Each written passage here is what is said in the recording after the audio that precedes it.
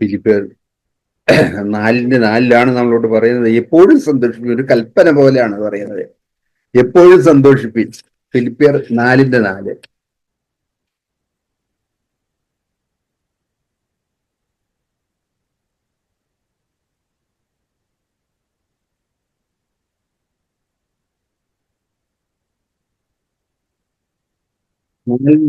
നമ്മൾ വായിക്കുന്നത് കർത്താവിൽ എപ്പോഴും സന്തോഷിപ്പിൻ.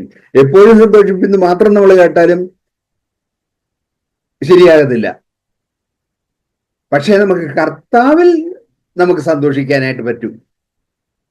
അതുകൊണ്ട് കർത്താവിനാണ് അവിടെ പ്രാധാന്യം. ഈ കർത്താവ് നമ്മളുടെ സന്തോഷത്തിന് വേണ്ട എല്ലാ കാര്യങ്ങളും ചെയ്തിരിക്കുന്നു.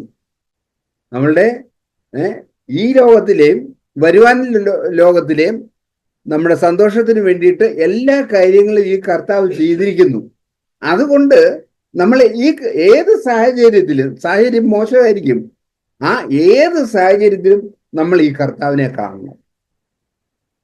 ഈ കർത്താവിനെ കാണുമ്പോൾ നമുക്ക് സന്തോഷിക്കാനേ പറ്റുള്ളൂ. കാരണം ഈ കർത്താവിന്റെ പക്കൽ നിന്ന് നമ്മളെ മോശമായ ഒരു അന്തരീക്ഷത്തിലേക്ക് കൊണ്ടുപോകാനായിട്ട് ആർക്കും സാധ്യമല്ല.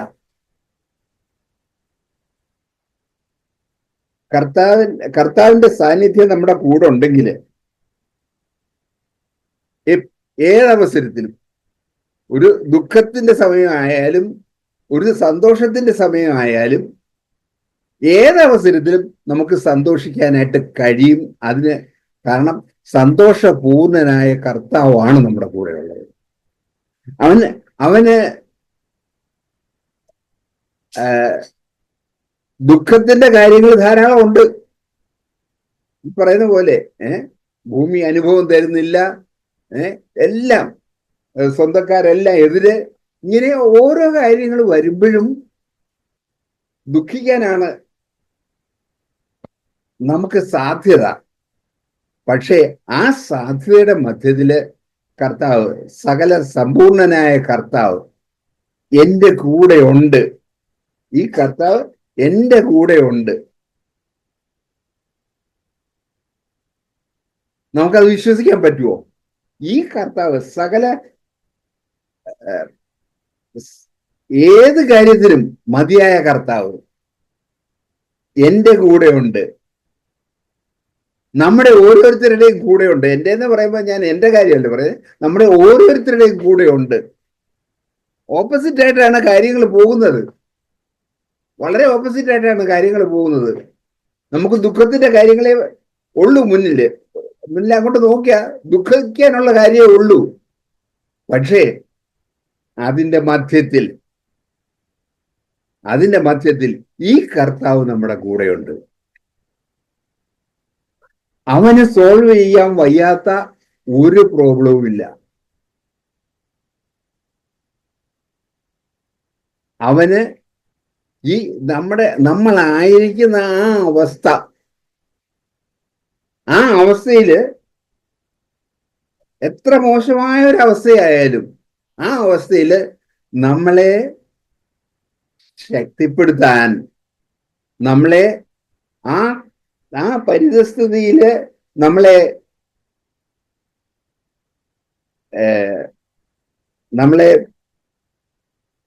ആ പരിതസ്ഥിതി ഓവർകം ചെയ്യാൻ നമ്മളെ സഹായിക്കാൻ കഴിയുന്ന കർത്താവ്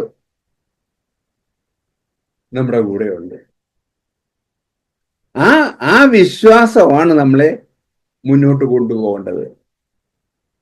നമ്മള് ചിന്തിക്കുമ്പോൾ എല്ലാ കാര്യവും ഓപ്പോസിറ്റ് ആണ്.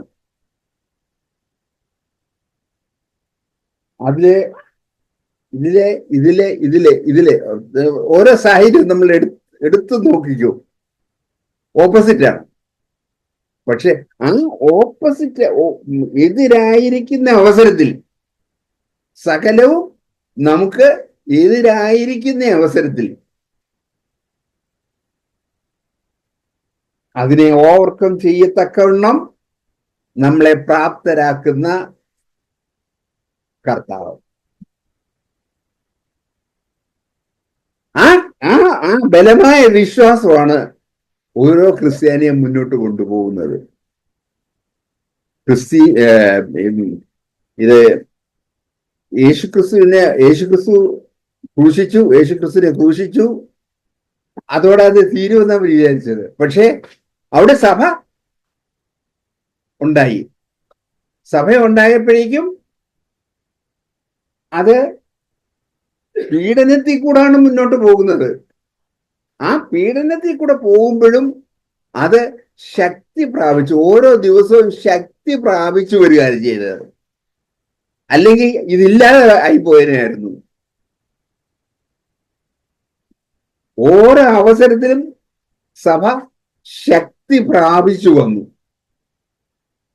കഷ്ടപ്പെടാനുള്ള കാര്യം മുമ്പില് കഷ്ടപ്പാട് മുമ്പിൽ കാണുന്നത് മുഴുവൻ കഷ്ടപ്പാടിന്റെ കാര്യമാണ്. പക്ഷേ അവിടെ കഷ്ടപ്പെടാനായിട്ട് വിടുകയല്ല, അവിടെ നമ്മളെ ജയോത്സവമായിട്ട് മുന്നോട്ട് കൊണ്ടുപോകുന്ന കർത്താവ്. ജയവും ഉത്സവം എന്നൊക്കെ പറഞ്ഞ എന്താ? കഷ്ടപ്പാടിന്റെ ആഫ്റ്റർ എഫക്റ്റ് എന്താ വരുന്നത്? ജയവും ഉത്സവവും.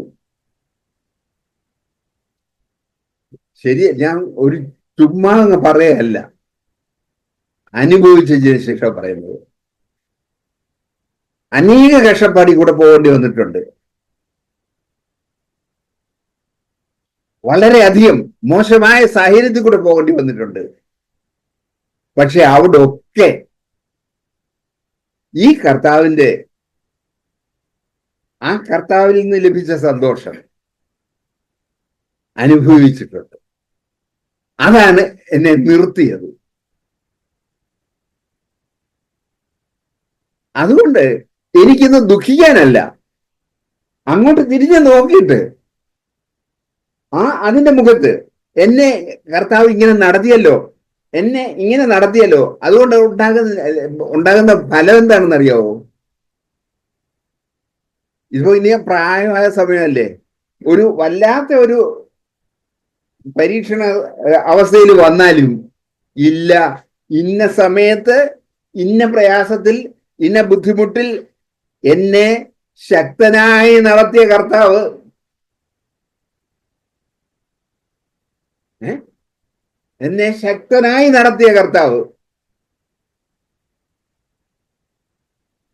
അവൻ വിശ്വസ്തനാണ്.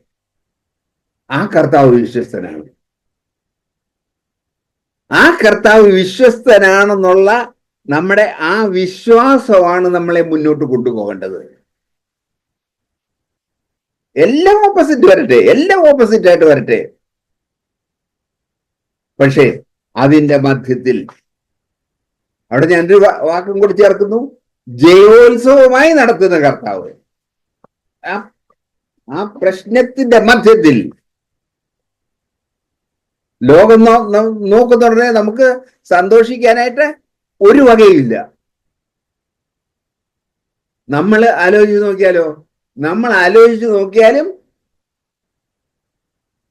ഒരു കാര്യവുമില്ല സന്തോഷിക്കാനായിട്ട്. പക്ഷേ അവിടെ ഞാൻ കാണുന്നു ആരെയാണ്? അവിടെ ഞാൻ കാണുന്നു എന്നെ ശക്തനാക്കുന്നവൻ. ആ ശക്തനാക്കുന്നതിനെ കണ്ടു കഴിഞ്ഞാൽ പിന്നെ ഉടനെ ബാക്കി നമുക്ക് ഫില്ല് ചെയ്യാൻ പറ്റും. എന്നെ ശക്തനാക്കുന്നവൻ മുഖാന്തരം ഞാൻ സകലത്തിനും, ഈ പരീക്ഷയിലും ആ പരീക്ഷയിലും ഇനി അടുത്ത പരീക്ഷയിലും സകലത്തിലും മതിയായവനാണ്. ആ മതിയായ ദൈവത്തെയാണ് കർത്താവ് നമുക്ക് തന്നിരിക്കുന്നത്. അതുകൊണ്ട് നമ്മൾ ഭ്രമിച്ച് നോക്കണ്ട, വ്യാകുലപ്പെട്ട് നോക്കണ്ട. നമുക്ക് വേണ്ടിയിട്ട് ഈ കർത്താവുണ്ട്. നമുക്ക് വേണ്ടിയിട്ടുണ്ടെന്ന് ഒന്നുകൂടെ ചുരുക്കും ഞാൻ. എന്താണ്? എനിക്ക് വേണ്ടിയിട്ട് ചെയ്യുന്ന കർത്താവ്. ആ എനിക്ക് വേണ്ടി ചെയ്യുന്ന കർത്താവിനെ നമ്മൾ ഒന്ന് കാണും. കണ്ടാല് ഇന്ന് ദുഃഖത്തിന്റെ മുഖത്തൂടെ പോയിക്കൊണ്ടിരിക്കുന്നവർക്ക് തുള്ളിച്ചാടാനുള്ള സാധ്യതയുണ്ട്. ഇവിടെ നിന്ന് ആരും തുള്ളിച്ചാടല്ലേ, തുള്ളിച്ചാടാനുള്ള സാധ്യതയുണ്ട്. നമുക്ക് ഹൃദയത്തില് നമുക്ക് തുള്ളിച്ചാടാം. കാരണം ഈ കർത്താവാണ് നമ്മളെ ഭരിക്കുന്നത്. നമ്മുടെ ഓരോ ആവശ്യങ്ങളും നമ്മൾ അറിയാത്ത ആവശ്യം പോലും അറിഞ്ഞ് നമുക്ക് വേണ്ടി പ്രൊവൈഡ് ചെയ്യുന്ന കർത്താവ് ആണ് നമ്മളെ കൊണ്ടുപോകുന്നത്. നമുക്ക് ആ പ്രശ്നം അറിയത്തില്ലായിരുന്നു, അല്ലെ? ഈ പ്രശ്നം നമുക്കറിയത്തില്ല. പക്ഷെ അറിയാതെ ഇരുന്ന അവസരത്തിലും നമ്മളെ ഏറ്റവും ജൈവത്സവമായിട്ട് കൊണ്ടുപോകാൻ കഴിയുന്ന കർത്താവ്. ആ കർത്താവിന്റെ സ്നേഹത്തിന് മുമ്പിൽ ഞാൻ പൂർണ്ണമായിട്ട് കീഴടങ്ങുകയാണ്. എനിക്ക് ദുഃഖിക്കേണ്ട ആവശ്യമില്ല. ദുഃഖിക്കേണ്ട. എന്റെ ദുഃഖം സന്തോഷമായി തീർക്കുന്ന കർത്താവ്, സമാധാനമായി തീർക്കുന്ന കർത്താവ്, ഉത്സാഹമാക്കി തീർക്കുന്ന കർത്താവ് എന്നെ കർത്താവിന്റെ കയ്യുടെ വെള്ളയിൽ എന്റെ പേര് അവിടെ എഴുതി വെച്ചിരിക്കുക. എന്റെ പേര് കർത്താവിന്റെ കയ്യുടെ വെള്ളയിൽ എഴുതി വെച്ചിരിക്കുക. അങ്ങനെ എഴുതി വെച്ചിരിക്കുകയാണെങ്കിൽ എനിക്കൊരു പ്രയാസം ഉണ്ടാകുന്ന സമയത്ത് ഈ കർത്താവ് അറിയാതെ ഇരിക്കുവോ? നമ്മുടെ കയ്യുടെ വെള്ളയിൽ എഴുതി വെച്ചിരിക്കുകയാണെന്നാണ് പ്രവാചകൻ പറയുന്നത്. എങ്കിൽ നമ്മുടെ അവസ്ഥ ഈ കർത്താവ് അറിയാതെ ഇരിക്കുമോ? നമ്മുടെ അവസ്ഥ ഇന്നതാണെന്നുള്ളത് കർത്താവ് അറിഞ്ഞാൽ നമുക്ക് വേണ്ടി ചെയ്യാതെ ഇരിക്കുമോ? നമുക്ക് വിശ്വസിക്കാവുന്ന കർത്താവാണ്. നമുക്ക് വേണ്ടിയിട്ട് സകല മഹത്വവും വെടിഞ്ഞ് സ്വർഗത്തിൽ നിന്ന് പിതാവിന്റെ വലത്തുഭാഗത്തിരുന്ന പുത്രനാം ദൈവം സകല മഹത്വവും വെടിഞ്ഞ് ഈ ഭൂമിയിലേക്ക് ഇറങ്ങി വന്ന് ഒരു വലിയ രാജകൊട്ടാരത്തിൽ അല്ല,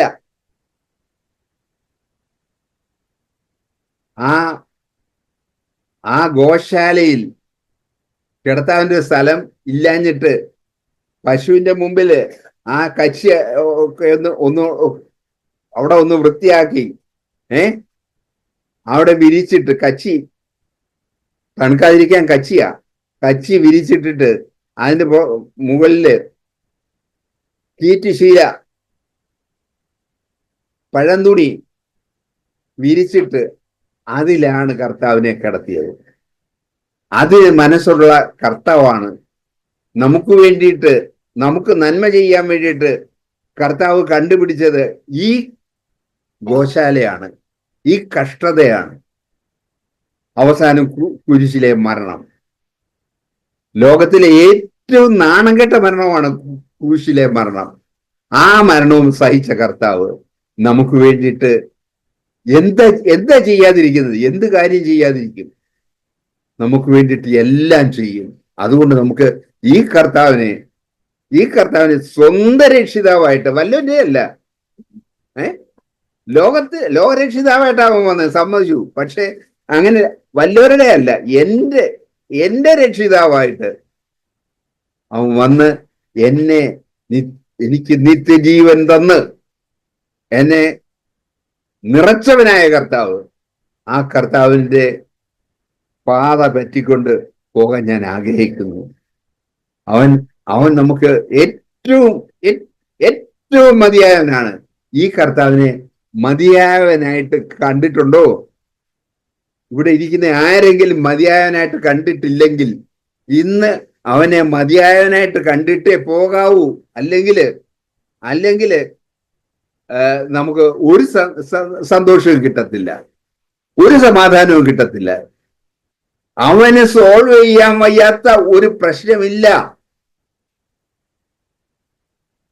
ഈ യേശുക്രിസ്തുവിന് പരിഹരിച്ചു തരാൻ വയ്യാത്തതായ ഒരു പ്രശ്നവും നമുക്കില്ല.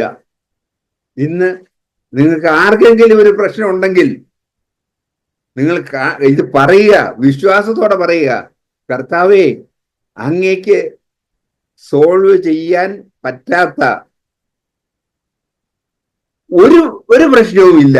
എന്റെ ഈ പ്രശ്നം ഏതാ നിങ്ങൾക്കിപ്പോ പ്രയാസമായിട്ട് കാണുന്ന ഏതെങ്കിലും പ്രശ്നമുണ്ടെങ്കിൽ എന്റെ ഈ പ്രശ്നം കർത്താവ് അത് പരിഹരിച്ചു തന്നിരിക്കുകയാണ് എന്ന് ആശയ്ക്ക് വിരോധമായി ആശയോടെ വിശ്വസിക്കുക. നമുക്ക് ആശയ്ക്ക് വിരോധമായിട്ട് ആശയോടെ വിശ്വസിക്കാൻ പറ്റുമോ? അതൊരു ഭയങ്കര കാര്യമല്ലേ? ആശയ്ക്ക് വിരോധമായിട്ട് ആശയോടെ വിശ്വസിക്കാൻ നമുക്ക് ആശയ്ക്ക് വിരോധമായിട്ട് ആശയോടെ വിശ്വസിക്കാം. ഈ കർത്താവ് നമുക്ക് മതിയായതാണ്, നല്ലവനാണ്. അവൻ എന്റെ രക്ഷയ്ക്ക് വേണ്ടി പിതാവിന്റെ സന്നിധിയിൽ നിന്ന് താഴെ ഇറങ്ങാമെന്ന് തീരുമാനിച്ചെങ്കില്, അവൻ ഒരു പുൽത്തൊട്ടി വന്ന് ജനിക്കാമെന്ന് വിചാരിച്ചെങ്കില്, ഒരു ഗോശാലയിൽ പിറക്കാമെന്ന് വിചാരിച്ചെങ്കില്, സകല മാന്യതയും വിട്ടതിന് ശേഷം അങ്ങനെ ഉള്ള ഒരു കർത്താവാണെങ്കിൽ അവൻ നമുക്ക് വേണ്ടിയിട്ട് എൻ്റെ ഈ പ്രശ്നം, ഏത് പ്രശ്നമാണ് എൻ്റെ മുമ്പിൽ ഞാൻ ഉത്തരം കാണാതിരിക്കുന്ന ആ പ്രശ്നത്തിന് മതിയായ കർത്താവാണെന്നുള്ള പൂർണ്ണ വിശ്വാസത്തോടെ മാത്രമേ ഇന്ന് ഇവിടുന്ന് ആരെങ്കിലും പോകാവുള്ളൂ. അല്ലാതെ പോകരുതേ എന്ന് ഞാൻ ആവശ്യപ്പെടുന്നു. കാരണം ഈ മതിയായ കർത്താവിനെ നമ്മൾ കണ്ടെത്തണം. ഈ മതിയായ കർത്താവിനെ നിങ്ങൾ ഉത്തരവില്ലെന്ന് വിചാരിക്കുന്ന ആ പ്രശ്നത്തിന്, അയ്യോ എനിക്ക് ഈ കാര്യത്തില് എനിക്കൊരു ഉത്തരവില്ലല്ലോ, ഞാൻ എത്ര വർഷങ്ങളായിട്ട് അത് പാടുപെട്ടുകൊണ്ടിരിക്കുകയാണ് എന്ന് വിചാരിക്കുന്ന ആ പ്രശ്നത്തിന്, അതെ കർത്താവേ, നീ എനിക്ക് മതിയായവനാണ്, നീ എൻ്റെ കൂടെ ഉണ്ടെങ്കിൽ എനിക്ക് ഈ പ്രശ്നം ഒരു പ്രശ്നമല്ല.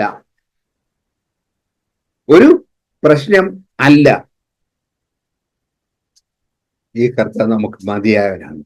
ഈ നല്ല കർത്താവിനെ സേവിക്കാനാണ് നമ്മളെ വിളിച്ചിരിക്കുന്നത്, നമ്മളെ വിളിച്ച് വേർതിരിച്ചിരിക്കുന്നത്.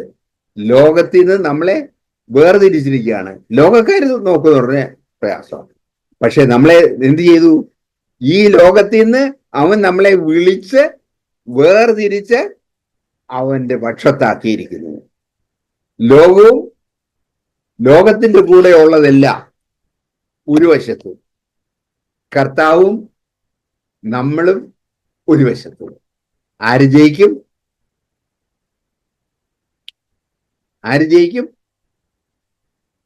നിശ്ചയമായിട്ടും നമ്മൾ ജയിക്കും. അതുകൊണ്ട് പൂർണ്ണ വിശ്വാസത്തോടെ നമുക്ക് പോകാം. നിശ്ചയമായും എനിക്കിന്ന് ചിന്തിച്ച് മനസ്സിലാക്കാൻ പറ്റുന്നില്ല ആ കാര്യങ്ങളുടെ മുകളിൽ എങ്ങനെ ഒരു ഉത്തരം ഉണ്ടാകും, ഈ കാര്യത്തിന് മുകളിൽ എങ്ങനെ ഒരു ഉത്തരം ഉണ്ടാകും എന്ന് വിഷമിക്കുന്നെങ്കിൽ ഉണ്ട് എൻ്റെ സഹോദര, എൻ്റെ സഹോദരി, നമുക്ക് ഈ കർത്താവ് മതിയായവനാണ്. അവൻ നമുക്ക് ഉത്തരമാണ്. യേശുക്രിസ്തുവാണ് ഉത്തരം. യേശുക്രിസ്തുവാണ് ഉത്തരം. അതെ, ആ കർത്താവിന് സോൾവ് ചെയ്യാൻ വയ്യാത്ത ഒരു കാര്യവുമില്ല. അതുകൊണ്ട് ഈ കർത്താവിനെ പിൻപറ്റിക്കൊണ്ട് നമുക്ക് മുന്നോട്ട് പോകാം. ദൈവം നമ്മളെ ഓരോരുത്തരെയും അനുഗ്രഹിക്കട്ടെ. ദൈവത്തിന്റെ വചനത്തിൽ നിന്നും അതിന്റെ സാക്ഷ്യവും കേൾക്കുമായിരുന്നു ദൈവം.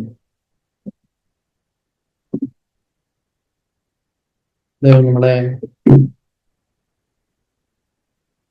ഞാൻ വിചാരിക്കാറുണ്ട് പലപ്പോഴും, കർത്താവിൽ സന്തോഷിക്കാവുന്ന അപ്പസ്തലന് തന്റെ പ്രയാസത്തിന്റെ ഒരു വളരെ പ്രയാസത്തില്ല, ദഞ്ചിയൻ നമ്മൾ കേട്ട പോലെ ഏറ്റവും മോശപ്പെട്ട ഒരു സാഹചര്യത്തിൽ ഇരുന്നിട്ടാണ് ആ ഒരു കാര്യം പറയാനായിട്ട് സഹായിച്ചത്. നമ്മൾ പലരും കേട്ടിട്ടുള്ള പോലെ തന്നെ ഒരുപക്ഷെ അപ്പസ്തലനെ ദൈവത്തോട് ആക്കിയത് തന്നെ ഈ ഒരു വാക്യം എഴുതാനായിരിക്കും എന്ന് നമ്മൾ പലരും പറഞ്ഞു കേട്ടിട്ടുണ്ട്. ആ ഒരു ഏറ്റവും മോശപ്പെട്ട ഒരു സാഹചര്യത്തിലും സന്തോഷിക്കുവാനായിട്ട് ഒരു യഥാർത്ഥ ക്രിസ്ത്യാനിക്ക് കഴിയും എന്നുള്ളതിന്റെ ഒരു പ്രൂഫായിട്ട് അപ്പസ്തലൻ അവിടെ നിൽക്കുന്നു. അതിലേക്കാണ് ദൈവം നമ്മളെ ഓരോരുത്തരെയും വിളിക്കുന്നത്. ഇനി ഞാൻ വിചാരിക്കാറ് പലപ്പോഴും നമുക്ക് സന്തോഷം കണ്ടെത്താൻ കഴിയാത്തതിന്റെ ഒരു വലിയ വലിയ വലിയ റീസൺ എന്താണെന്ന് ചോദിച്ചു കഴിഞ്ഞാൽ, എപ്പോഴും ഈ കഴിഞ്ഞ സമയങ്ങളിലൊക്കെ ദൈവം എന്നോട് സംസാരിക്കേണ്ട കാര്യത്തിൽ നമ്മുടെ നമ്മൾ കേട്ട പോലെ സെന്റർ, നമ്മുടെ ജീവിതത്തിന്റെ കേന്ദ്ര ബിന്ദു എന്ന് നമ്മൾ തന്നെ നോക്കുമ്പോൾ അറിയാം, നമ്മൾ തന്നെയാണ് പലപ്പോഴും നമ്മുടെ മധ്യേ. ഇപ്പൊ മുമ്പ് കേട്ട യഹോവ എന്റെ മധ്യേ ഉണ്ട് എന്ന് നമ്മളൊരു വാക്യം ശ്രദ്ധിച്ചു. എന്നാൽ പലപ്പോഴും നമ്മുടെ ജീവിതത്തിലൂടെ നമ്മൾ നോക്കുമ്പം പലപ്പോഴും ഈ ദൈവമല്ല അതിന്റെ മധ്യേ. നമ്മുടെ കംഫർട്ടുകൾ, എന്റെ സുഖം, എന്റെ സൗന്ദര്യം, എന്റെ സന്തോഷം, എന്റെ സമാധാനം എനിക്ക് ചുറ്റുമുള്ള ഒരു ലോകത്തിലാണ് പലപ്പോഴും ആയിരിക്കുന്നത്. അവിടെ ഒരിക്കലും ഈ പറയുന്ന സന്തോഷം കിട്ടാനായിട്ട് കിട്ടത്തില്ല എന്ന് ദൈവൻ നമ്മളോട് ഇതായിട്ട് പറയുന്നു. പലപ്പോഴും അവിടെയാണ് പല അസമാധാനങ്ങളുടെയും പല നിരാശകളുടെയും ഒക്കെ റീസൺ. അതിന്റെ കാര്യം എന്താണെന്ന് ചോദിച്ചു കഴിഞ്ഞാൽ, അതിന്റെ സെന്റർ, അതിന്റെ മധ്യ ഇരിക്കുന്നത് നമ്മളാണ്. ഞാൻ ഈ ഒരു സാഹചര്യത്തിൽ കൂടി ഇങ്ങനെ കടന്നു പോയ സമയത്ത് വളരെ വളരെ തൊട്ടണിങ്ങായിട്ട് എനിക്ക് തോന്നി. അപ്പം ആ സമയത്ത് എനിക്ക് ആകെ ചെയ്യാൻ പറ്റിയായിരുന്ന ഒരു കാര്യം, ഞാൻ പറഞ്ഞ കർത്താവേ എന്നെ സമ്പൂർണമായിട്ട് സമർപ്പിക്കുന്നു എന്ന് പറഞ്ഞ്, കർത്താവേ ഈ വിഷയത്തിന് മുന്നേ എനിക്ക് ഒന്നും ചെയ്യാനായിട്ടില്ല. ഞാൻ ടോട്ടലി ഈ വിഷയത്തിൽ അങ്ങയിൽ ആശ്രയിക്കല്ല, ഒരു കാര്യവും ഇല്ല എന്ന് ഞാൻ ബിക്കോസ് അവിടെ സത്യത്തിൽ എനിക്ക് അവിടെ വേറെ ഒരു ഓപ്ഷനും ഉണ്ടായിരുന്നില്ല. ഞാൻ അപ്പം ഞാൻ കണ്ടൊരു കാര്യം, അവിടെ ഞാൻ എന്നെ താഴ്ത്തി വെച്ച സമയത്ത് ദൈവത്തിന്റെ അതുവരെ എന്നെ ഭരിച്ചിരുന്ന ഒരു ഭീതി, ആ പ്രശ്നത്തിന്റെ മുന്നേ ഉണ്ടായിരുന്ന ഭീതി എന്നെ ടോട്ടലി വിട്ടുമാറി. ദൈവിക സമാധാനം, ദൈവം ഒരു മഴ പോലെ എന്റെ ഉള്ളിൽ നിറയ്ക്കുന്നത് ഞാൻ കണ്ടു. നമ്മൾ ഈ ദൈവനെ കേട്ട സമയത്തല്ല ഞാൻ ഈ ചിന്തിക്കായിരുന്നു, പലപ്പോഴും നമുക്ക് ഈ ഒരു ദൈവത്തിന്റെ മുമ്പിൽ വന്ന ഒരു സമ്പൂർണ്ണ സമർപ്പണം ഇല്ലാതെ നമുക്ക് കർത്താവിനും കൂടെ ഒരു ഷെയർ പങ്കുവയ്ക്കുന്ന പരിപാടി ക്രിസ്ത്യ ജീവിതത്തിലില്ല. നമ്മുടെ ജീവിതത്തിന്റെ എല്ലാ സാഹചര്യങ്ങളിലും കർത്താവേ അങ്ങ് തന്നെയാണ് കർത്താവ്. ഞാൻ എന്റെ ഈ കഴിഞ്ഞ സമയങ്ങളിലൊക്കെ എന്റെ ഈ ഒരു ചിന്ത എന്റെ മനസ്സിലൂടെ പോയി. നമ്മള് വ്യക്തിബന്ധത്തിനൊക്കെ കാര്യം കേട്ടോണ്ടിരുന്നു. നമുക്കൊരു ബോണ്ട് സ്ലേവ് ആയിട്ട്, ഒരു അടിമദാസനായിട്ട് എനിക്ക് എന്നെ ഈ ക്രിസ്ത്യ ജീവിതത്തിന്റെ ഒരു പടിയിൽ ഈ ഒരു കാര്യമുണ്ട്. ശിഷ്യത്വത്തോട് ചേർന്ന് ഈ ഒരു വിധേയത്തിൽ ഒരു അടിമദാസനായിട്ട് നമുക്ക് നമ്മളെ തന്നെ കർത്താവേ, അടിമദാസൻ. ഞാൻ കഴിഞ്ഞ ദിവസങ്ങളിൽ ഞാൻ എന്റെ കാറിൽ അങ്ങനെ ഒരു നോട്ട് വെക്കണമെന്ന് വിചാരിക്കും. ഒരു അടിമദാസൻ എന്ന് പറയുന്ന അയാൾക്ക് സ്വന്തമായിട്ട് ചോയ്സുകളില്ല. അവിടെ ഒരു സമ്പൂർണ്ണ സമർപ്പണത്തിന്റെ തന്റെ യജമാൻ തന്നോട് പറയുന്ന അവിടെ ആയിരിക്കുകയാണ് ഒരു അടിമദാസന്റെ ചോയ്സ്. അപ്പം അവന്റെ പ്രഷർ എല്ലാം തന്റെ യജമാനെ സേവിക്കുക എന്നുള്ളതാണ്. നമുക്ക് ഈ നിലയിലുള്ള കർത്താവ് എന്നെ കുറിച്ച് അങ്ങ് നമ്മൾ അയച്ച പല കോട്ടുകളൊക്കെ നമ്മുടെ കാര്യം നമ്മൾ ശ്രദ്ധിക്കുമ്പോഴും, കർത്താവ് എന്റെ ചോയ്സുകൾക്ക് ഞാൻ അവിടെ ഇപ്പം പ്രസക്തി എനിക്കല്ല. ബിക്കോസ് നമ്മളിങ്ങനെ ആലോചിച്ച് നോക്കുക, എന്റെ മനസ്സിങ്ങനെ പോയി, എത്ര ലക്ഷക്കണക്കിന് മില്യൺസ് ഓഫ് പീപ്പിൾ നമ്മുടെ ലോകത്ത് ജീവിച്ചിരുന്ന ഒരാൾ മാത്രമാണ് നമ്മൾ. നമ്മൾ അത്ര വലിയ ഇമ്പോർട്ടന്റ് ആണോ? നമ്മൾ അങ്ങനെ ആലോചിച്ച് നോക്കി, എത്രയോ കോടിക്കണക്കിന് മനുഷ്യർ ജീവിച്ചിരുന്നിടത്ത് നമ്മൾക്കറിയാം, സൗരയൂഥത്തിലെ ഏറ്റവും നമ്മൾ അങ്ങനെ കേട്ടിട്ടുണ്ട്, ആ ഒരു ചെറിയ പ്ലാനറ്റിന്റെ ഒരു ചെറിയ സ്പോട്ട്, അതിൽ എത്രയോ മില്യണിൽ താഴെയാണ് നമ്മളൊരു പേഴ്സൺ എന്ന് പറയുന്നത്. നമുക്ക് നമ്മൾ വലുതായിരിക്കുന്നിടത്തോളം കാലം ദൈവത്തിൽ ഒരിക്കലും ഈ സമാധാന ആശ്വാസം കണ്ടെത്താനായിട്ട് കഴിയും. നമ്മുടെ ഇഷ്ടങ്ങളെയും നമ്മുടെ ചോയ്സുകളെയും ഒക്കെ ഞാൻ ഈ സമയങ്ങളിലൊക്കെ ദൈവനോട് ഈ ഒരു കാര്യം പറയുന്നതായിട്ട് എന്റെ മനസ്സിൽ ഈ ഒരു കാര്യം പ്രധാനമായിട്ട് ദൈവം തന്നുകൊണ്ടിരിക്കുന്നു. ഞാൻ ആ ഒരു സബ്മിഷനിലാണ്. നമ്മൾ പറഞ്ഞ പോലെ നമ്മളെ സന്ദീപ് പലപ്പോഴും പറഞ്ഞിട്ടുള്ള പോലെ നമ്മളെ ഒരു സീറോ ആക്കി വെക്കുന്നിടത്ത് അവിടെ മാത്രമേ ദൈവം കർത്താവായിട്ട് ഇരിക്കത്തുള്ളൂ. അവിടെ മാത്രം യഹോവയാണ് അതിന്റെ സെന്റർ എങ്കിൽ, ദൈവം അതിന്റെ മധ്യം ഉണ്ടെങ്കിൽ അവിടെ സന്തോഷവും അവിടെയാണ് പരിപൂർണത ഉള്ളത്. ഈ സമയങ്ങളിലൊക്കെ കഴിഞ്ഞ സമയങ്ങളിലൊക്കെ എന്റെ മനസ്സിലൂടെ ഒരു വാക്യം കൂടെ വായിക്കാം. സാംസ് 80 സങ്കീർത്തനം 85-ാമത്തെ അധ്യായത്തിന്റെ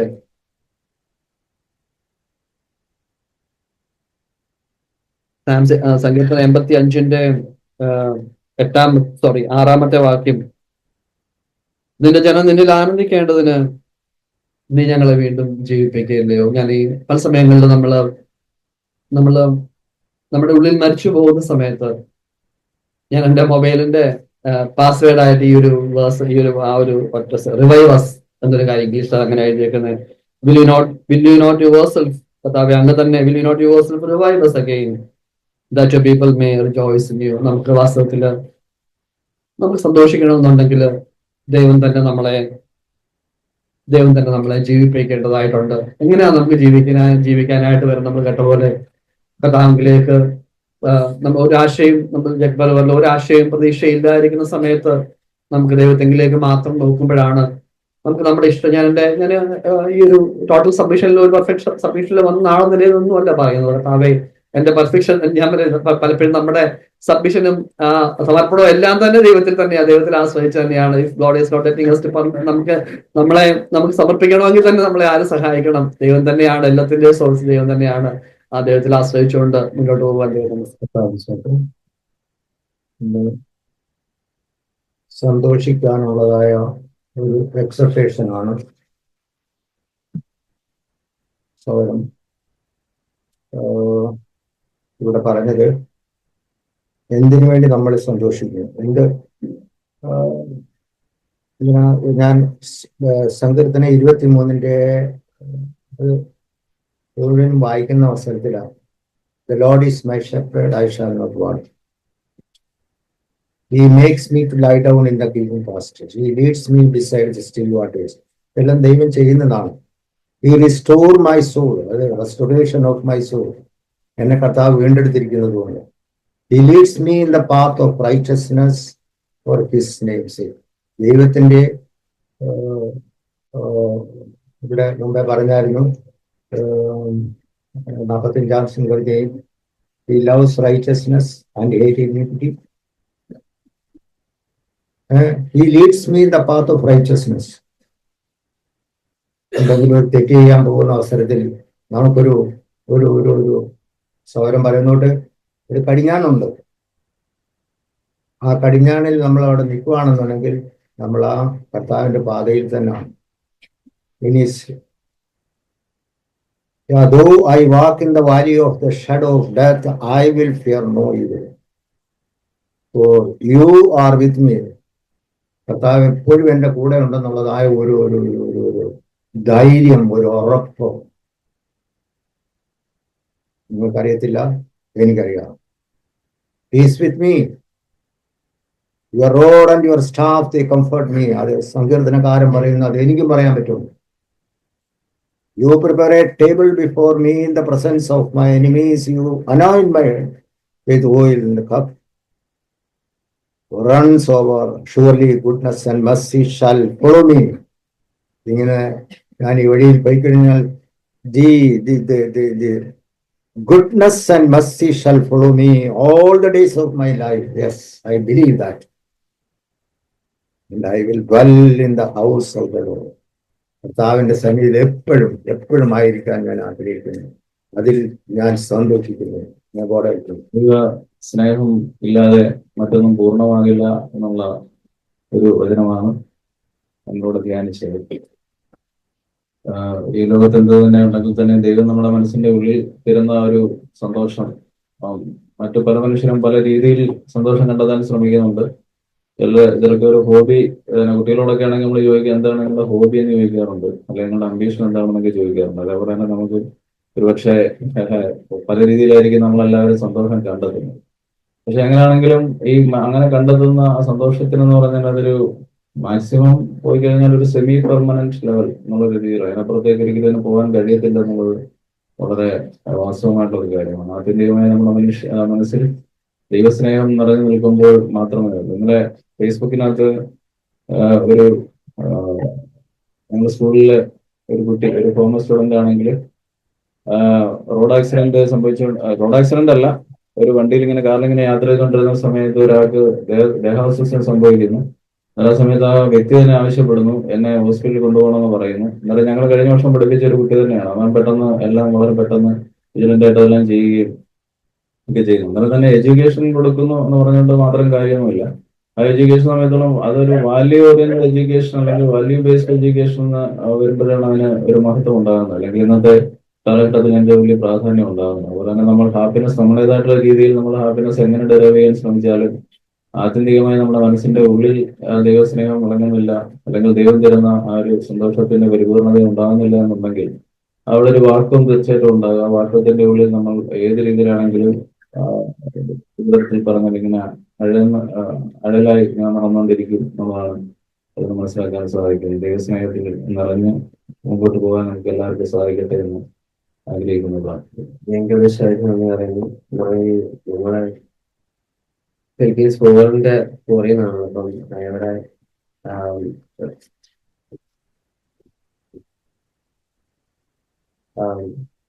rejoice in the Lord always, and I will say it again, rejoice. അപ്പം നമ്മള് എനിക്ക് മനസ്സിലായെന്ന് വെച്ചാൽ നമ്മള് എർത്തില് ഒത്തിരി ഇങ്ങനെ കാര്യങ്ങള് പ്ലഷേഴ്സ് അങ്ങനെയൊക്കെ ഒത്തിരി കാര്യങ്ങളൊക്കെ ഉണ്ട്. പക്ഷെ അതിലൊന്നും ഓട്ടീസ് ഒരു ഭയങ്കര ടെമ്പററി പ്ലഷേഴ്സ് ആണ്. കുറച്ച് നേരത്തേക്ക് ഉണ്ടാവും, പിന്നെ പോകും, പിന്നെയും കുറച്ച് നേരത്തേക്ക് ഉണ്ടാവും. അപ്പം നമ്മള് പിന്നെയും അതിന് ഭയങ്കര നീഡ് എന്ന് പറയുമ്പോൾ അങ്ങനെയല്ല. അതുകൊണ്ട് ആദ്യം നമുക്ക് ഇച്ചിരി വേണം, പിന്നെ കൂടുതൽ വേണം, പിന്നെ അത് നമുക്ക് എത്തി കിട്ടാത്ത ലെവലിലോട്ട് വരുമ്പം പിന്നെ നമ്മള് സൈക്കോളജിക്കലി പ്രശ്നങ്ങളിലോട്ടൊക്കെ പോകുന്നു അങ്ങനെയൊക്കെ. അപ്പം പക്ഷെ നമ്മള് സ്പിരിച്വലി നമ്മള് ദൈവത്തിനെ സീക്ക് ചെയ്യുകയും അങ്ങനെയൊക്കെയുള്ള കാര്യങ്ങൾ ചെയ്തു കഴിഞ്ഞാൽ ദൈവമായിട്ട് തന്നെ നമുക്ക് കാര്യങ്ങൾ വെളിപ്പെടുത്തി തരികയും മനസ്സിലാക്കി തരികയും നമ്മൾ എന്ത് ചെയ്യണമെന്ന് നമ്മളെ കാണിച്ചു തരികയും റൈറ്റിലുള്ള പാർട്ടികൾ നമ്മളെ ലീഡ് ചെയ്യുകയും ചെയ്യുമ്പോൾ നമുക്ക് ആ ഒരു നമ്മളിപ്പം പ്രശ്നത്തിൽ കടന്നു പോകുമ്പോഴാണെങ്കിൽ നമുക്ക് ആ ഒരു ടെൻഷൻ വരാതെ നമുക്ക് ഇതെല്ലാം നേരത്തെ പ്രിപ്പയർഡ് ആയിരുന്നു. നമുക്ക് നമ്മൾ ദൈവത്തിന് വഴി നടക്കുമ്പോൾ നമുക്ക് മനസ്സിലാവും നമ്മൾ നേരത്തെ പ്രിപ്പയർഡ് ആയിരുന്നു, ഗോഡ് വില്ലിംഗ് ആയിട്ട് ചെയ്തതാണൊക്കെ നമുക്ക്. അപ്പം ആ ഒരു കാര്യത്തിൽ നമ്മളിപ്പം നമ്മള് ദൈവത്തിന്റെ ആ ഒരു വഴിയിൽ നടക്കാതെ ദൈവം നമ്മളെ സ്നേഹിക്കുന്നുണ്ട്. പക്ഷെ നമ്മൾ ദൈവത്തിന്റെ ആ വഴിയിൽ നടക്കാതെ നമ്മൾ ആ സ്നേഹം ആഗ്രഹിക്കുകയൊക്കെയാണെങ്കിൽ അത് ഭയങ്കര അങ്ങനെയല്ല. നമ്മുടെ ദൈവത്തിന്റെ വഴിയിൽ നടക്കുമ്പോൾ മാത്രമേ ദൈവത്തിന് നമുക്ക് ആ ഒരു എറ്റേണൽ പീസും ആ ഒരു ശാന്തിയെ തരാൻ പറ്റുള്ളൂ. ദൈവം കൽപ്പിച്ചമായിട്ട് നന്ദി പറയുന്നു. ഇന്ന് കേട്ടത് നമ്മള് ഫിലിപ്പിയർ 4:4 കർത്താവിൽ നമ്മൾ എപ്പോഴും സന്തോഷിക്കുന്നതാണ് പറയുന്നത്. എനിക്ക് മനസ്സിലായി നമുക്കിപ്പം കർത്താവിൽ എപ്പോഴും സന്തോഷിക്കാൻ പറയുമ്പോൾ നമ്മള് പലൊരു ലോകത്തിലായിരിക്കും. നമ്മൾ ലോകത്തിന്റെ സന്തോഷത്തിന്റെ പുറകെയാണ് നമ്മൾ കൂടുതൽ ഇമ്പോർട്ടൻസ് കൊടുക്കുന്നത്. ഇപ്പൊ എന്നെ സംബന്ധിച്ചാണെങ്കിലും എനിക്ക് ഈ ഞായറാഴ്ച വചനം കേൾക്കുന്ന ഇതില് പല പല സ്വഭാവം ഉണ്ട് എനിക്ക്. വീട്ടിലിരിക്കുന്ന സ്വഭാവം, ബാക്കിയുള്ള ഇടപെടുമ്പോൾ എല്ലാം സ്കൂളാണേലും ചർച്ചിലാണോ വേറെ വേറെ സ്വഭാവം. അത് എൻ്റെ വീട്ടിലുള്ള പപ്പയോ അമ്മയോ എല്ലാം ഞാൻ പറഞ്ഞിട്ടുണ്ട്. എനിക്കിപ്പം കർത്താവിൽ സന്തോഷിക്കും. നമ്മളിപ്പം നമ്മുടെ വചനം അനുസരിച്ച് നമ്മുടെ കർത്താവിൽ സന്തോഷിക്കണമെന്നാണ് മനസ്സിലായത്. എൻ്റെ 6ാമത്തെ വാക്യത്തില് നമുക്കിപ്പോൾ എന്ത് കഷ്ടതകളുണ്ടെങ്കിലും ഒന്നിനെ കുറിച്ചും വിചാരപ്പെടരുതെന്നാണ് പറഞ്ഞത്. നമ്മളെല്ലാം പ്രാർത്ഥനയാലും അപേക്ഷയാലും നിങ്ങളുടെ ആശയങ്ങൾ സ്വോത്രത്തോടെ യേശുവില് അർപ്പിച്ചാൽ മാത്രം മതി. നമുക്ക് ആ കർത്താവിലുള്ള എത്ര കഷ്ടത ഉണ്ടെങ്കിലും നമുക്ക് കർത്താവിൽ സന്തോഷിക്കാൻ പറ്റും. അതെനിക്ക് മനസ്സിലായത്. പിന്നെ ഒരു വാക്യം കൂടെ ഉണ്ട്, സങ്കീർത്തനം 55:22 നമുക്ക് എന്ത് ഭാരം ഉണ്ടെങ്കിലും യഹോവയുടെ മേൽ വെച്ചുകൊള്ളുക, ആ നിന്നെ പുലർത്തും, നീതിമാൻ കുലുങ്ങിപ്പോകാൻ ഒരു നാള് സമ്മതിക്കുകയില്ലെന്നാണ് പറയുന്നത്. ഇത്രയാണ് എനിക്ക് ഇന്നത്തെ മനസ്സിലായത്. പിന്നെ മാർച്ച് 6 തൊട്ട് എൻ്റെ ബോർഡ് എക്സാമോ പബ്ലിക് എക്സാമോ തുടങ്ങും. എല്ലാവരും എനിക്ക് വേണ്ടി പ്രാർത്ഥിക്കണം.